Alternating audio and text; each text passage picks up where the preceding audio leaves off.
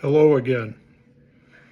I have been absent from here for quite some time. I've been traveling and engaged in some other activities to the point where the events of the world around me are swamping my ability to keep up. And that's okay too, because I'll catch up. Uh, Today, I'd like to talk about Israel. Um, I'm no theologian, I'm no historian. I know what I've learned through history lessons in school and uh, Bible teachings in church and uh, what I've been able to verify through some research more recently and that kind of thing. Uh, in order to talk about history and or Israel and the history of the Jewish people and that kind of thing, we need some terms. As a boy, I learned that there was something called BC in time, and certainly things that predated the life of Christ, BC standing for before Christ. Um, it represented a march backward in history before the birth of Christ. Um, Later day, modern day language has turned BC into BCE, before Common Era. That's defined as a secular alternative to BC. They want to take the Christ out of before Christ. Um, and without picking sides or defining religion or theological stances, I'm going to refer to it as BC simply because that's how I learned it. Um, in order to talk about Israel and the Jewish people, we need to talk about Palestine. Palestine was never a country. There was no defined borders for it. It was a region. It was home to the Israelites, forming a united kingdom under King Saul around 1020 BC. That's 1,000 years before Christ.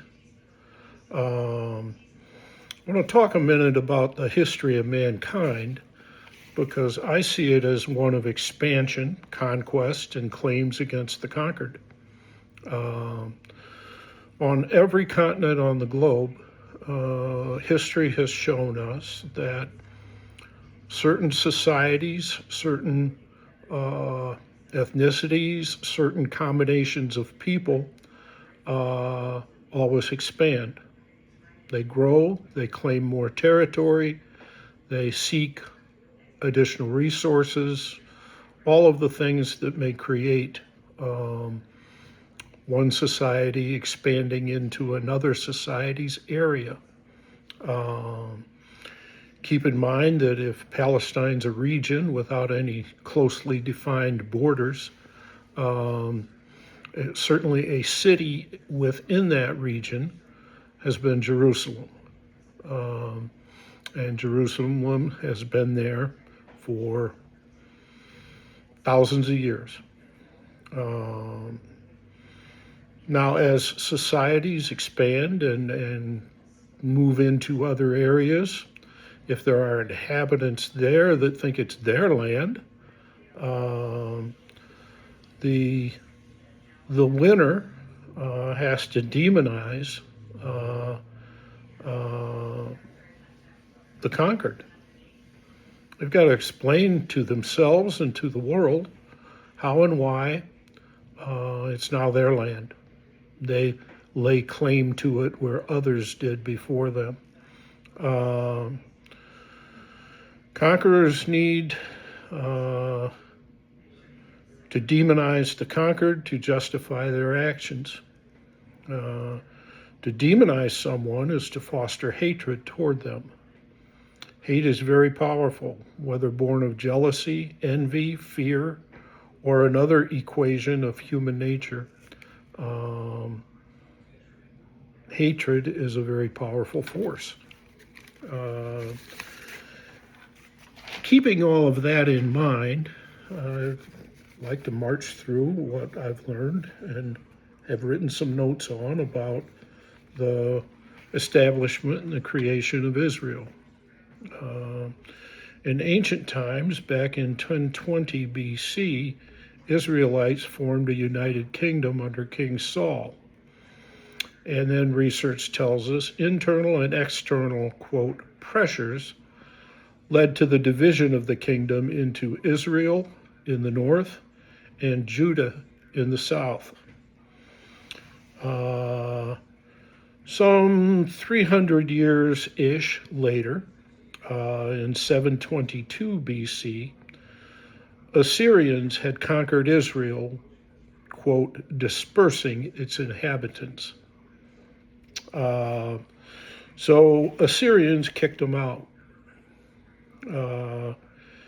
And for the next 100-odd plus years, until 588 BC, Babylonians captured Judah, destroying the first temple, initiating the Babylonian exile of the Jewish people.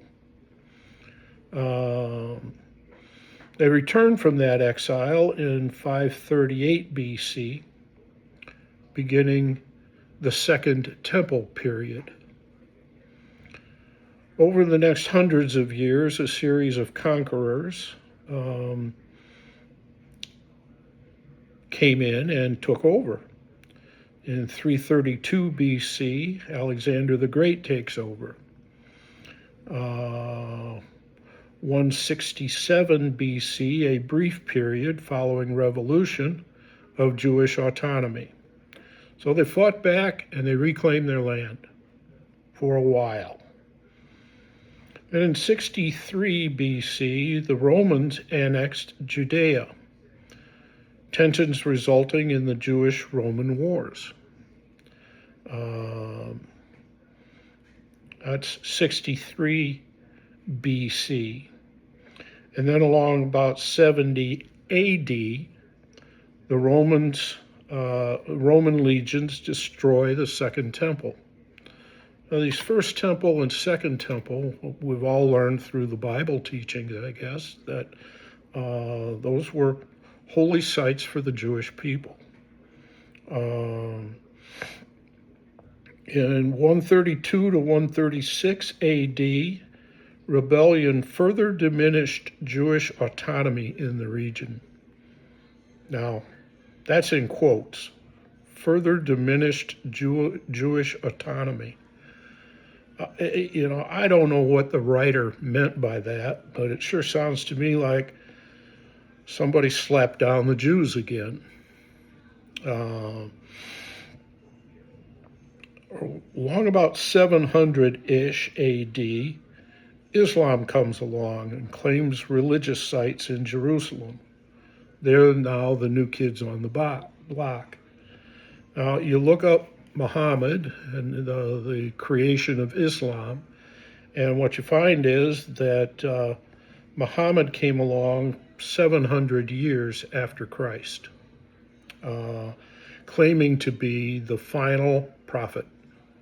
Now, I don't know. I don't know if he's the final one or not. If there's another one coming, you just don't know. But as Islam arose, they are certainly starting to expand as a religion, if you will. Interestingly enough, when Muhammad was first starting out, he felt like there was a cave that he went to where he was talked to by God. He came out of that cave and began to share his teachings or revelations to his wife and other close friends, and he enlisted, I think it was an uncle, but it could have been a cousin, who was at the time a Christian, and got him to follow him as a result of his messages from God in some cave, or they name the cave. It's over in Mecca. And so as Islam grows, it expands to Arab countries, and it starts to surround and encompass Palestine. And again, as a growing religion, it begins to claim holy sites in Jerusalem, the original home of the Jewish people and their holy sites. Control shifted amongst various empires over the following centuries until about 1517, until the end of World War I. The Ottomans ruled that area. And in the late 19th century, a Zionist movement begins to, for the purposes of returning Jewish people to their homeland. It's like late 19th century, the world wakes up and says, maybe the Jews ought to have a homeland. Maybe they ought to have their own homeland back. Along about 1896, leaders envision establishing a Jewish state. 1882 to 1903, approximately 25,000 to 30,000 Jews from around the world returned to Jerusalem and the area. Now, from 1920 until 1948 is defined as the British Mandate of Palestine. British control the region. End of World War I, the League of Nations mandated the British administration of the region. So the League of Nations decided that the British were going to administer the Palestinian region. 1930s, 250,000 plus Jews immigrate to Palestine, Jerusalem, and its surrounding areas. So, Greater Jerusalem defined as Palestine. Many of them were fleeing Nazi persecution throughout Europe. The late 30s, Britain was losing control, with the Arab countries seeking to maintain ground control. The British planned to divide the area called Palestine into two states, Jewish and Arabian. 1939 to 1945, World War II brings all we now know. The Holocaust, if you subscribe to that. If you don't, you probably shouldn't be on this channel.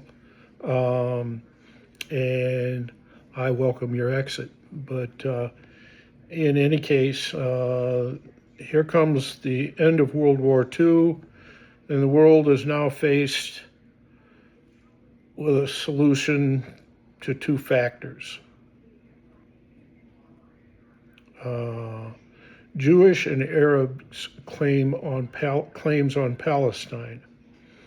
Now, keep in mind, for umpty-frats 1,000 years, the Jewish people considered Palestine their home and their holy sites where God was speaking to people. Abraham, Moses, you know the drill.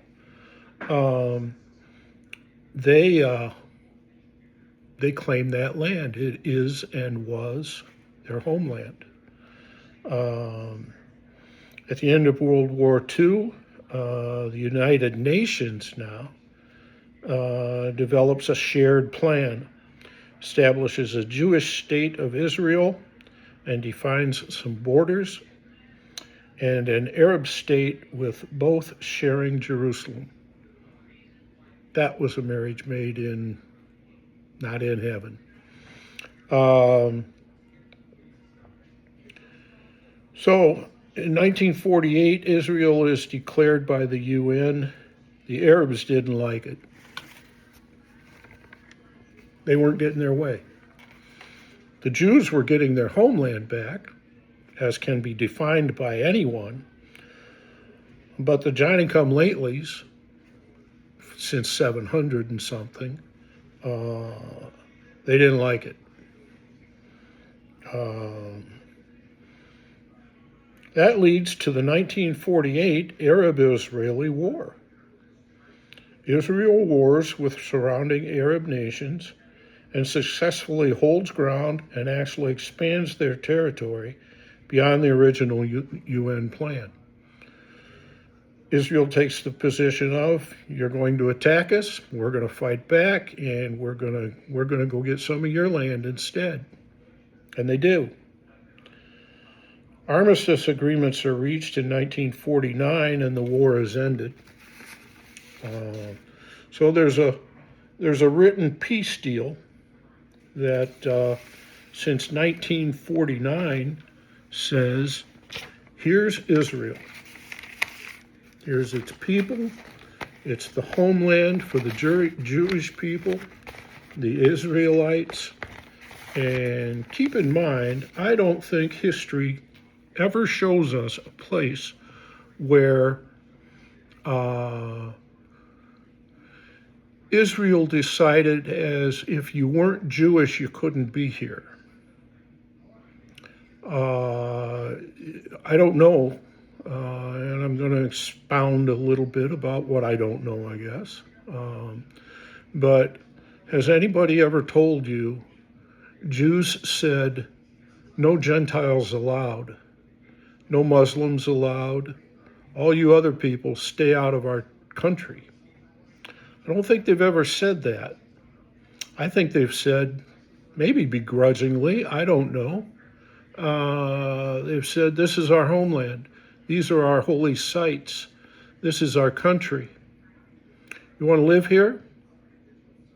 Play by our rules. Honor us. Don't be going to war with us, and don't be claiming our sites as yours, because they're not. They are ours. Now,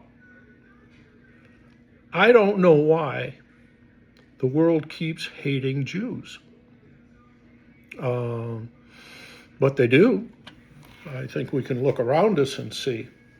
And then I'll go back in my lifetime. I've seen the rise of what was called the PLO, the Palestine Liberation Organization, and led by, at the time that I remember and identify with that, by a guy named Arafat, I think.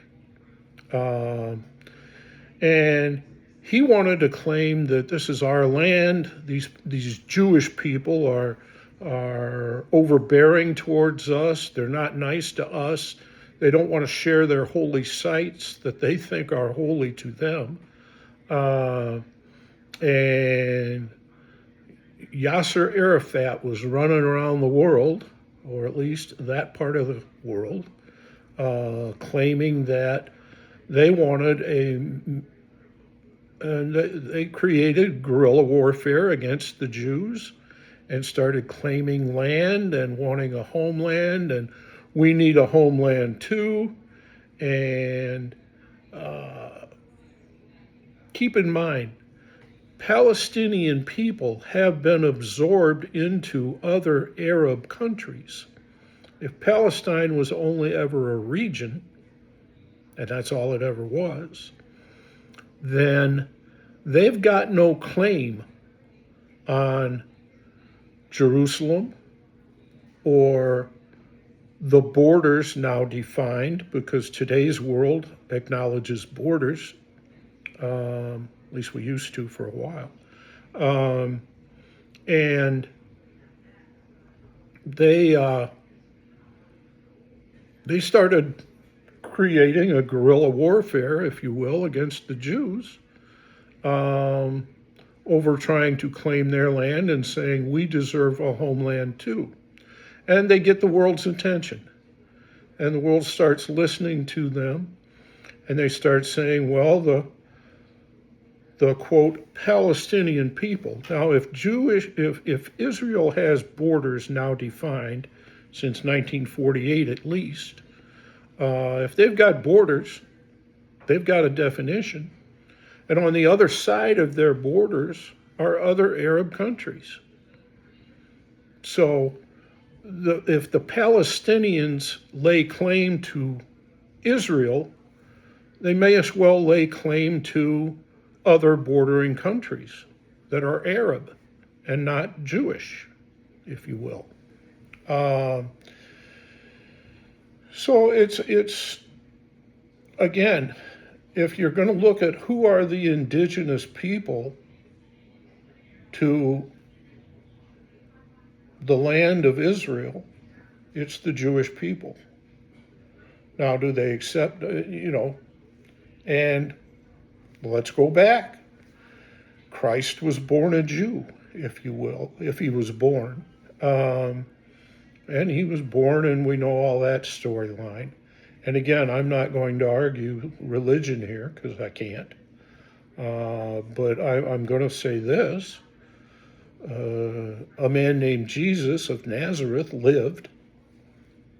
He's been proclaimed the Christ.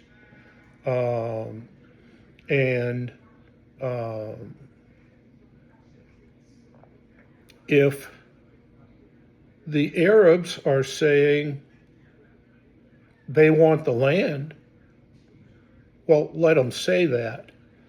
But what they're really saying is, with the rise of Islam, they've all come in and tried to make this a religious issue.